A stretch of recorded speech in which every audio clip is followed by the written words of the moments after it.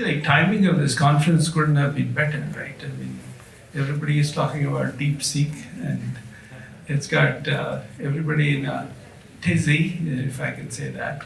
So I've been lucky that right from my doctoral work back in the 80s, I started working in AI. I see this wave of AI as the sort of the third wave of AI. The first wave of AI, which is when I did my maybe I was in the sort of the 1.5 for the second wave of AI. Over the years, AI has certainly evolved.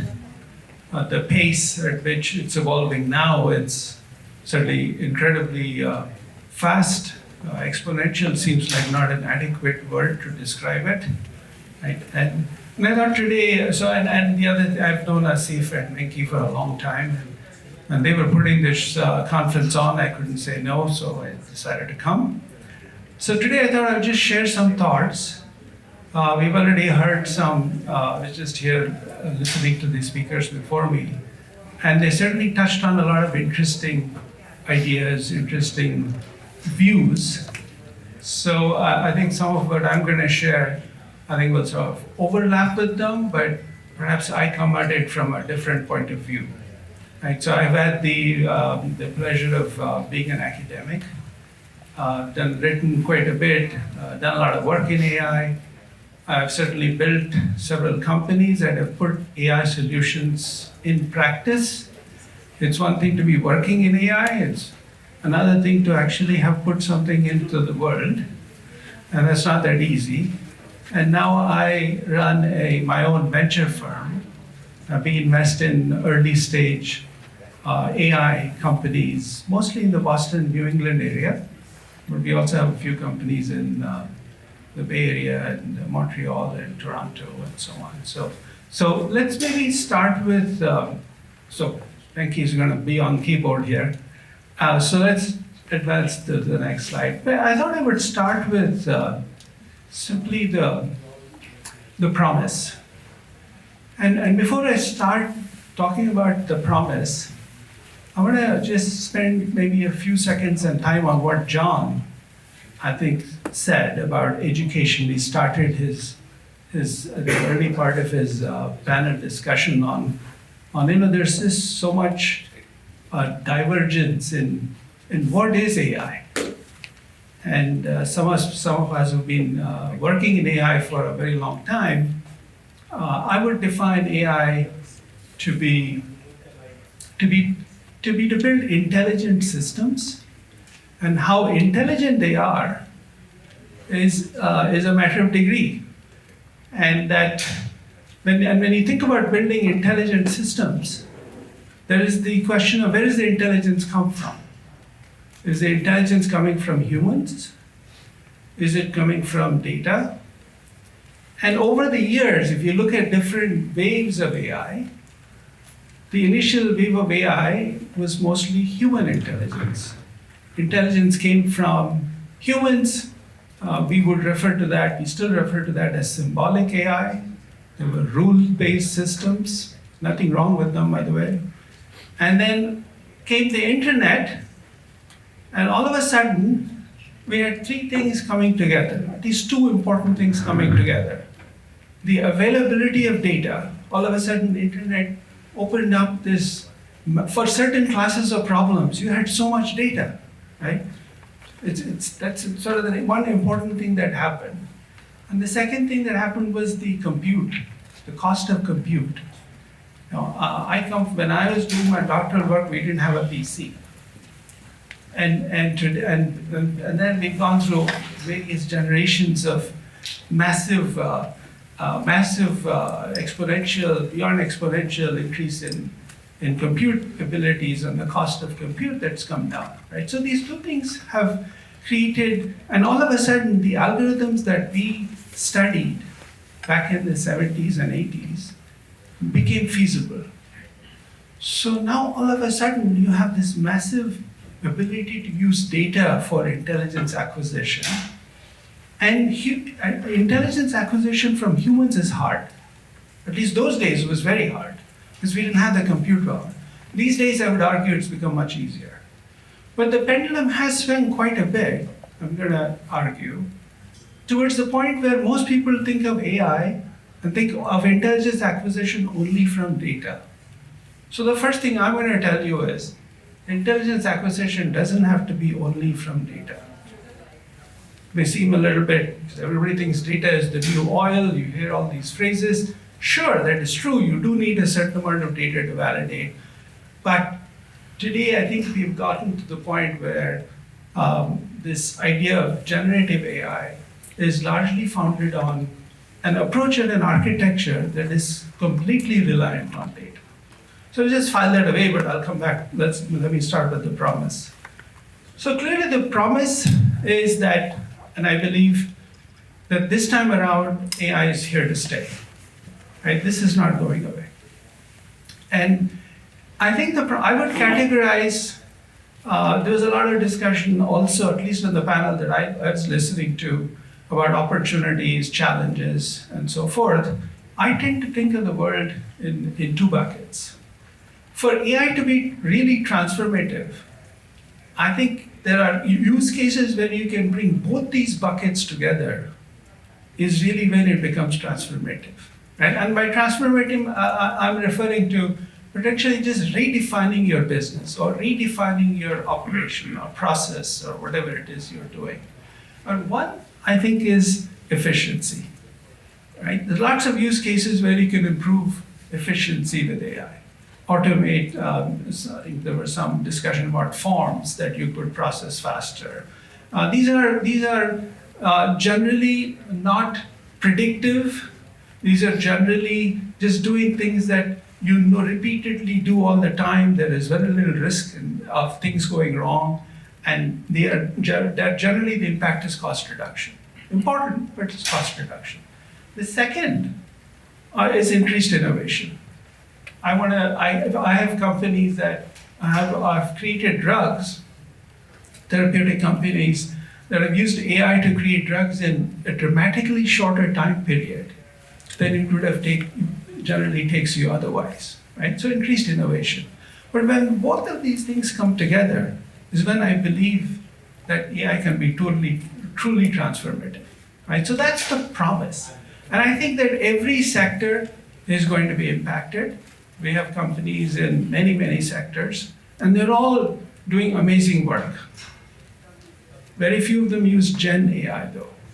But again, just wait for the next few slides. So the first thing that I really want to also point out from this transformative point of view is AI existed before Gen AI. So AI in my mind is bigger than just Gen AI, right? So we should be thinking about, in our minds, from my point of view, we should be thinking about intelligent systems, intelligence, how do you acquire that intelligence, and how does that intelligence get updated all the time, continuously? Is that being done? It can happen both from data, from humans, but that's sort of the paradigm that I think about AI. So AI is not Gen AI. Reimagining business or complete transformation happens when you have both operational efficiency and strategic impact. Yeah, that's sort of what I see as the promise. Let's talk about challenges. There's plenty of them. I would say AI has had challenges all the time, right from day one, and they generally fall in four buckets. One, I think, is availability of data. So while you have this thought that, my God, we have these massive models that are crunching huge amounts of data. When you come to a specific use case, there's often you're going to struggle for data. I have companies in lots of sectors. For them to just get test data is incredibly hard. Right? So, and the misconception is that this just data is largely available in plenty. Well, it's not. For generic problems, if you're building a search engine, maybe. But if you're solving a you're creating a precision diagnostic for diabetes, no, you don't have a lot of data, right? So just, I think, availability of data, and then there's other things, is the data clean or not? Is it true data or not, etc. Right? Even if there's no misinformation and such, you still have to make sure that the data is representative of the problem you're trying to solve. Most AI models fail because the data is not representative. And by fail, I mean your test model does really, really well. And when you attempt to go generalize it, it doesn't work with the same level of accuracy.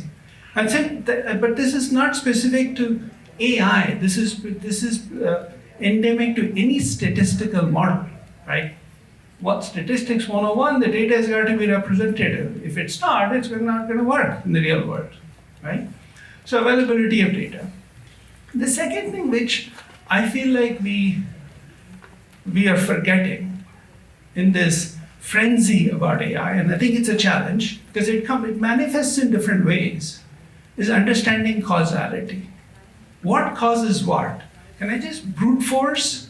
Can I just put a lot of data? I have a model that has 10 billion parameters, great, but I have no idea of causality. I just hope that it is causal, right? So, but again, when you go to the real world, causality is going to come hurt unless you're willing to ignore the consequences of poor causation. And that some sort of esoteric words, but in reality, the more mission critical the use case is, when you see something is going wrong. There was an example that I think was Anil mentioned about an agency that trained its model on two vendors, and right. This is sort of an interesting data representation problem, yeah. But also causality. In this case, people building the model had to understand what are they building, and therefore what kind of data they need. The third problem I see is this is a huge challenge for the current crop of models, and one that I think is going to prevent them from being adopted. For all the talk that you heard, I don't know a single Gen AI model that is used in production for a mission critical use case. I don't know of any. I live in this world every day, every hour. And then there's some basic reasons, right? You heard ethics. You heard conversations about, getting it wrong if it's a mission critical use case. So explainability and traceability is going to be hugely critical.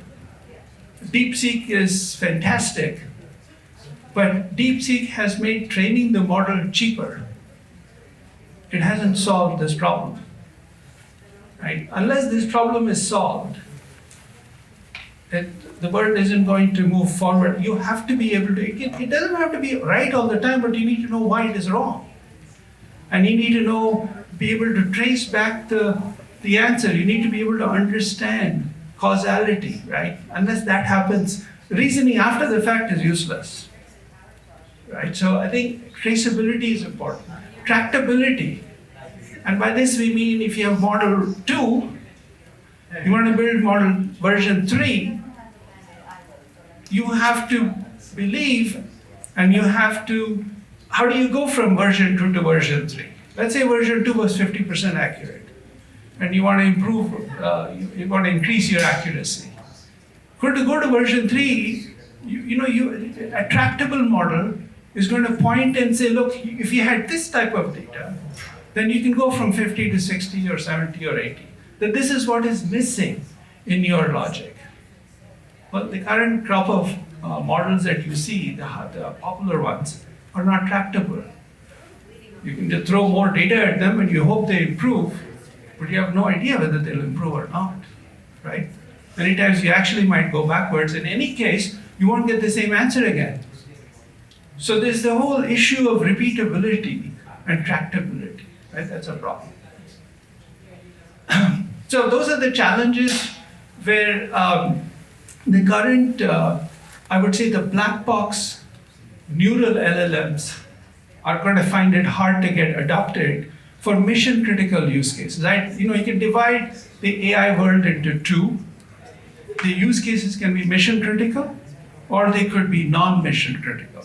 You want to write a speech, you want to get a starting, you want to sort of just get a starting versions, a draft, some ideas.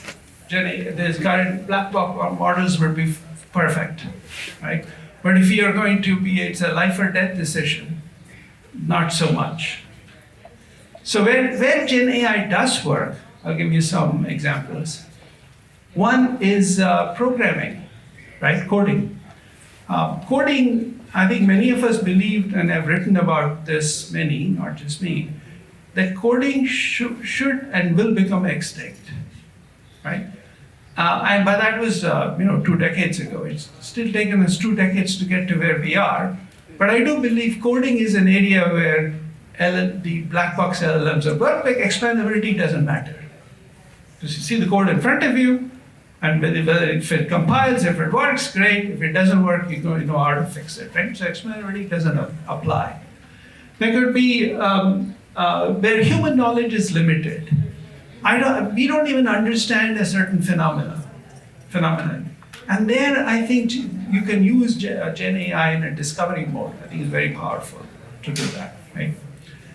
Certainly, there are non-mission use cases that you can use it all the time, right?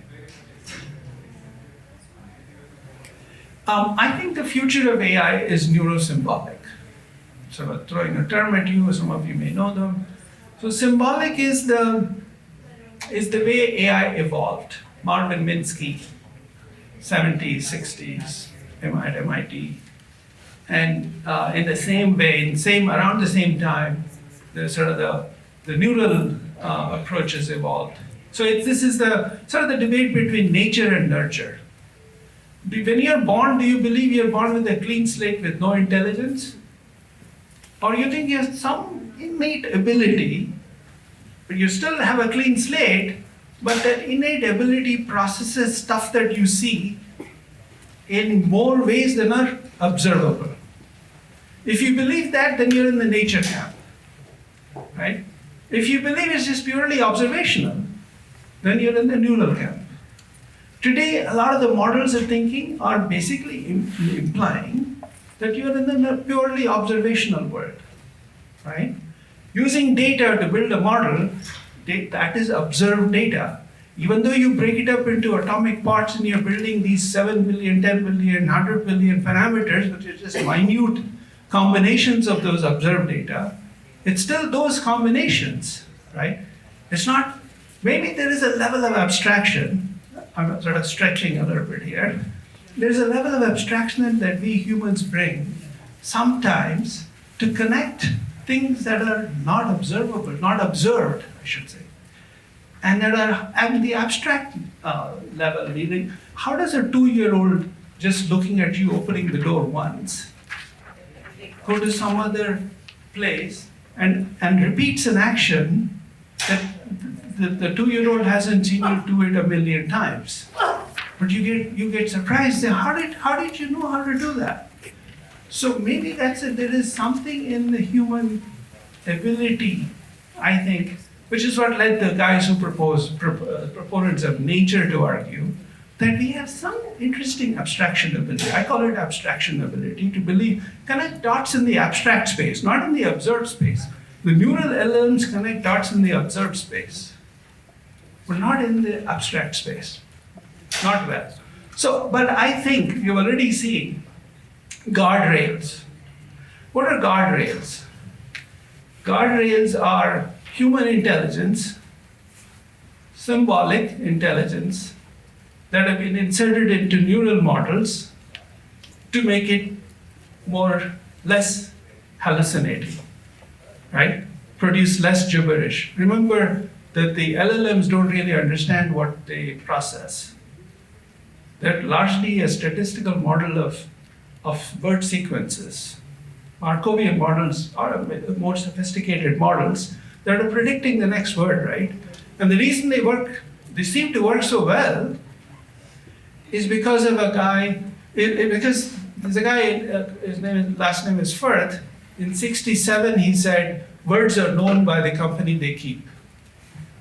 And that sort of idea, right, is the whole notion behind, we sort of seem to use the words in this more or less the same sequences, and therefore the next word prediction model works. Yeah, but I think the future is all about being the models having a neuro-symbolic, and I would say symbolic neuro. It doesn't roll off the tongue as well, but symbolic neuro is really where you have to get explainability right, you have to get tractability. Then I believe AI will truly get adopted. Yeah, let's go to the next slide. So I thought I'd just share some very quick examples. How much time do I have, Venki? Okay. So here's some examples of companies that have successful AI implementations in the world. The first one, actually, Venki referred to. This is a 10-year-old company that I founded. Full disclosure, some of them I founded, some of them are just in our portfolio. English Helper is a company I did found. And this is the whole idea in English Helper is to help you think.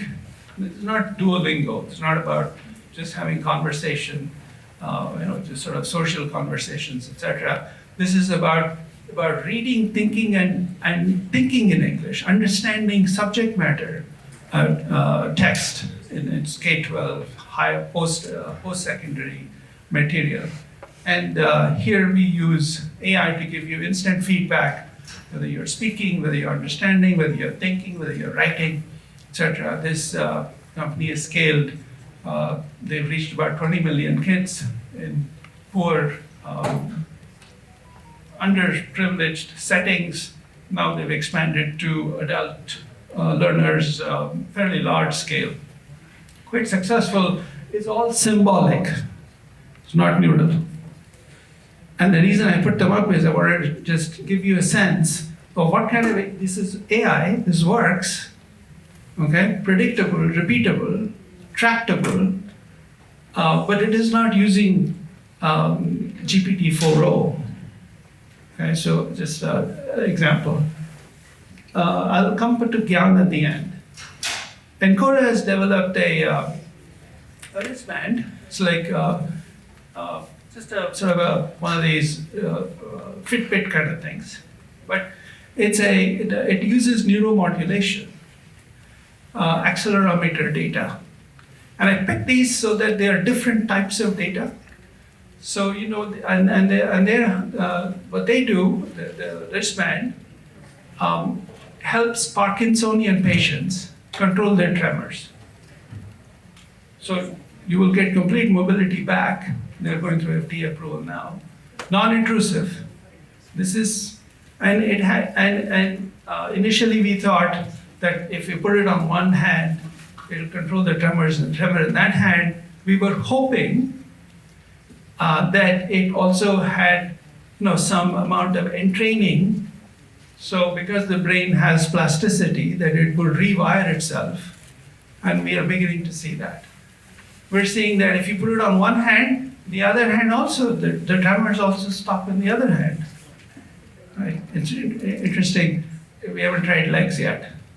That's an interesting case, all symbolic AI.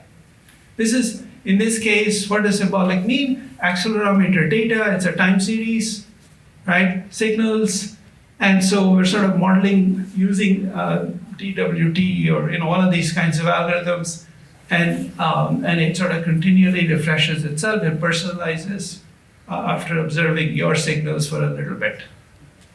Polaris is a precision medicine company. They use nuclear magnetic resonance to look at your create a metabolic profile. And their goal is to precisely tell you which medicine, which brand of medicine will be effective on you. And so if you go to a physician, then we go to a physician, obviously they're all well educated, trained, they obviously have the best of intention, but most of the times when they prescribe, choose between one brand versus another, they don't really know which one's going to work on you. Well, not at a personalized level. There's no data, right? So that's what Olaris is trying to do. And their first product, which is out, it's a kidney transplant. It detects, for kidney transplant patients, it detects whether the drugs are causing over-immunosuppression, under-immunosuppression, or you're stable. Because a basic issue in transplant is, the body has to accept the new organ. To accept the new organ, your body fights. So they suppress your immune system to be able to fight the new organ so it gets accepted. I mean, this is my layman-ish version of what happens. Under immunosuppression is still okay, but over immunosuppression will kill you.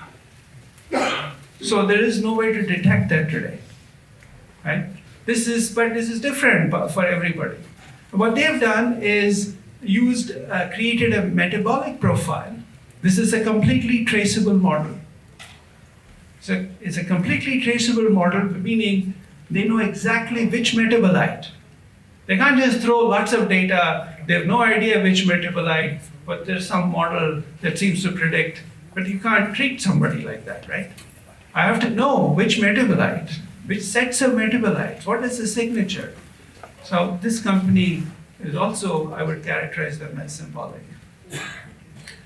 I'm going to come to Gyan. Gyan is the first explainable language model. It's not out yet, but it will hopefully come out in the next couple of months. And Gyan is sort of like DeepSeek, right? If it's successful. But Gyan's tractable, traceable, is actually take you exactly to where it got the answer from, and it's already beating all the benchmarks. And so, but that's the kind of AI that I think will be successful, right? Let's go to the next page. A few more, and some of them are really very interesting. I find them fascinating, so I thought I'd put them in. So indulge me for a few more minutes. Airworks is a geospatial intelligence company. They can tell you if you're they work with construction, telecom types of companies, and they can fly over a construction site. They fly drones, and they can immediately map the entire site. They can tell you how much material you need, where is a fire hydrant, where is a building, where there are trees, et cetera, et cetera. So they automate. This usually takes a very long time, right? For you to create a CAD/CAM drawing of the construction site, it takes like a month, 2 months. You've seen those people with tripods, the civil, so they automate that. ArrayPath is a therapeutics company out of Princeton.